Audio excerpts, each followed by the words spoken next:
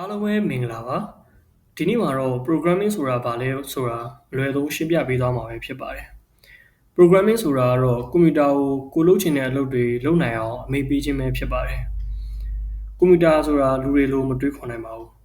ဒါကြောင့်မလို့ကွန်ပျူတာနားလည်မဲ့ programming ဘာသာစကားနဲ့ခိုင်းစေရတာပဲဖြစ်ပါတယ်ယနေ့ခေတ်မှာဖုန်းတွေကွန်ပျူတာတွေအင်တာနက်တွေဟာလူသားတို့ဘဝမှာမရှိမဖြစ်ပါဝင်နေပါတယ်အဲ့ဒီအရာတွေအားလုံးရဲ့နောက်ွယ်မှာတော့ programming ရှိနေပါတယ်တကယ်လို့ programming သာမရှိရင် application တွေ website တွေ game တွေအပြင် social media တွေလည်းမရှိနိုင်ပါဘူးဒါကြောင့်လို့ programming ကိုသိထားမယ်ဆိုရင်ကိုယ်တိုင် application တွေ website တွေဖန်တီးနိုင်မယ် online တွေဝင်ငွေရှာနိုင်မယ် work from home အလုပ်လုပ်နိုင်ပြီးတော့အလုပ်ကိုင်ခွင့်လန်းတွေလည်းပုံမှန်များပြားလာမှာပဲဖြစ်ပါတယ်ဒါကြောင့်မလို့ programming ဟာအနာဂတ်အတွက်မဖြစ်မနေလိုအပ်တဲ့ skill တစ်ခုဖြစ်လာပါပြီဒါကြောင့်မလို့လက်မနေပဲအခုကစပြီးလေ့လာသင်ပါတယ်နောက်ဗီဒီယိုတွေမှာအခြေခံကနေပြီးတော့စပြီးသင်ကြားပေးသွားမှာဖြစ်လို့ကျွန်တော်ရဲ့ account လေးကို like and follow ပြုလုပ်ထားပေးကြပါအားလုံးကျေးဇူးတင်ပါတယ်